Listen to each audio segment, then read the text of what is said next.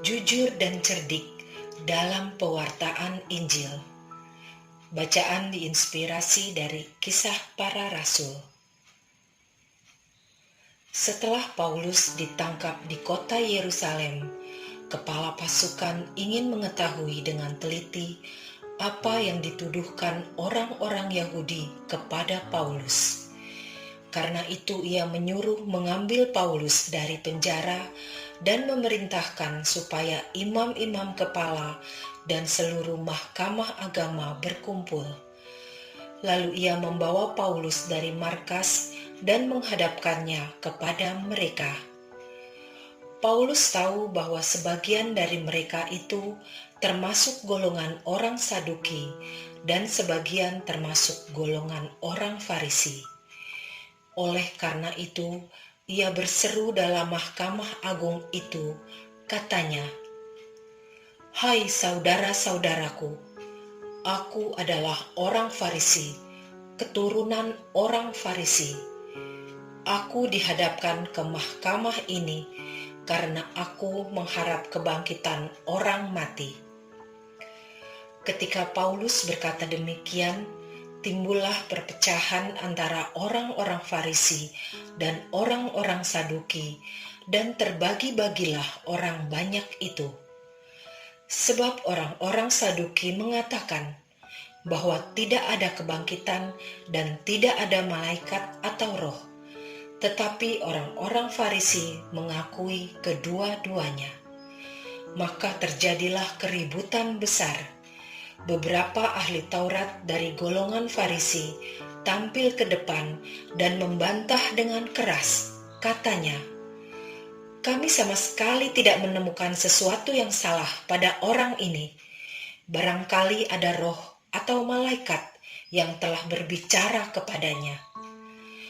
Maka terjadilah perpecahan besar sehingga kepala pasukan takut kalau mereka akan mengoyak-ngoyak Paulus. Karena itu, ia memerintahkan pasukan supaya turun ke bawah dan mengambil Paulus dari tengah-tengah mereka, lalu membawanya ke markas. Pada malam harinya, Tuhan datang di sisi Paulus dan berkata kepadanya, "Kuatkanlah hatimu, sebab sebagaimana engkau dengan berani telah bersaksi tentang aku di Yerusalem, demikian juga hendaknya engkau pergi bersaksi di Roma." Demikianlah sabda Tuhan. Paulus menggunakan garis keturunan Farisinya untuk melemahkan peradilan atas dirinya, karena dia tahu bahwa mahkamah agama ada dua kelompok, yaitu Farisi dan Saduki. Kedua kelompok ini mempunyai keyakinan yang berbeda tentang kebangkitan orang mati dan adanya roh atau malaikat. Paulus jujur tentang garis keturunannya dan kepercayaannya akan kebangkitan orang mati, yang dalam hal ini adalah kebangkitan Yesus Kristus. Bagi Paulus, kebangkitan Kristus bukan hanya kebenaran yang ia yakini, juga kebenaran yang ia alami. Penguasaan diri dan kecerdikannya memberikan keuntungan bagi Paulus dalam membantu melepaskan diri dari tuduhan mahkamah agama sebagai orang yang murtad dari iman dan penyembahan terhadap Allah Israel. Saya tinggal di kompleks perumahan yang sebelum dijadikan klaster, banyak pemulung yang masuk dan mengambil sampah dengan membongkar sampah yang sudah dalam kantong plastik.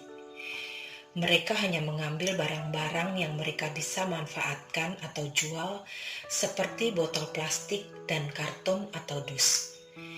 Akhirnya sampah menjadi berantakan. Sering kami meminta mereka untuk merapikan kembali, namun tidak membuahkan hasil.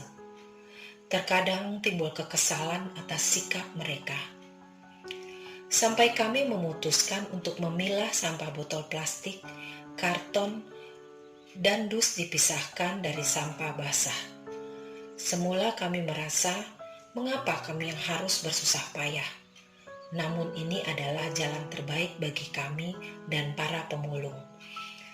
Dengan harapan sampah kami tidak berantakan, juga membantu mereka mendapatkan barang yang mereka perlukan.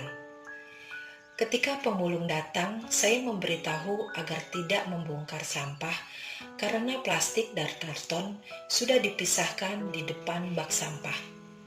Sejak itu masalah bisa terselesaikan. Saya mendapatkan ketenangan hati karena sampah tidak berantakan dan juga saya bisa membantu sesama dalam mata pencaharian mereka. Mungkin cara ini mirip dengan yang Paulus lakukan.